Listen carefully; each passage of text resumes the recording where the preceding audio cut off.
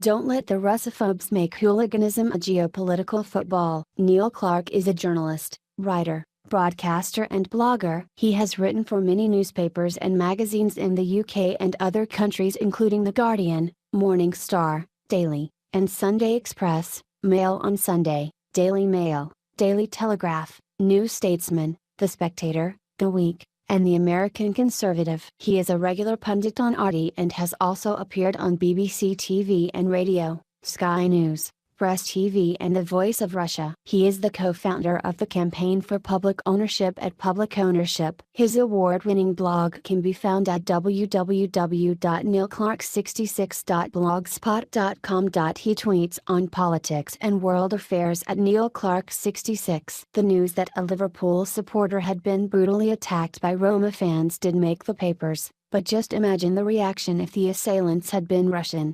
Every day we hear about Russian hooligans and that English fans should not be traveling to the World Cup. Geopolitics has come before genuine concerns over safety. Sean Cox, a 53-year-old father of 3 from County Meath in Ireland, is currently fighting for his life in hospital having been set upon by rival fans before Liverpool's Champions League semi-final home tie against the Italian side Roma.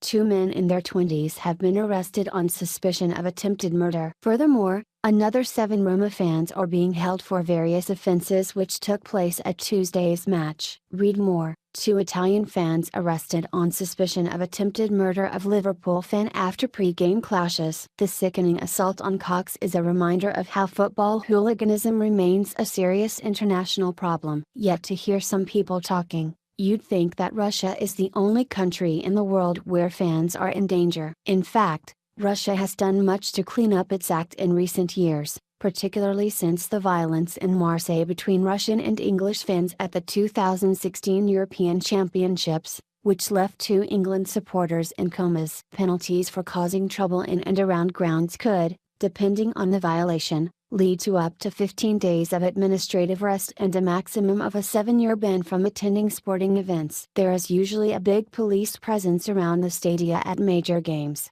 as I witnessed myself at Zenit St. Petersburg in late 2016. Special police teams have been trained to spot members of notorious hooligan firms and weed them out. The crackdown on yobs has clearly paid dividends. Last year, Russia hosted the Confederations Cup, the traditional aperitif for the World Cup, and the tournament was a great success, with fans from all over the world mingling happily. Moreover, top English club sides such as Liverpool, Man United, and most recently Arsenal, who took on CSKA Moscow earlier in April, have played in Russia and their supporters have returned safely. In fact, they've generally enjoyed the experience. It was reported that local school children gave every Arsenal supporter in Moscow a traditional Russian hat as a gesture of good will. Yet despite this, there continues to be painted nightmarish scenarios for England fans planning to travel to Russia this summer. England fans were in danger of extreme violence from Russian hooligans,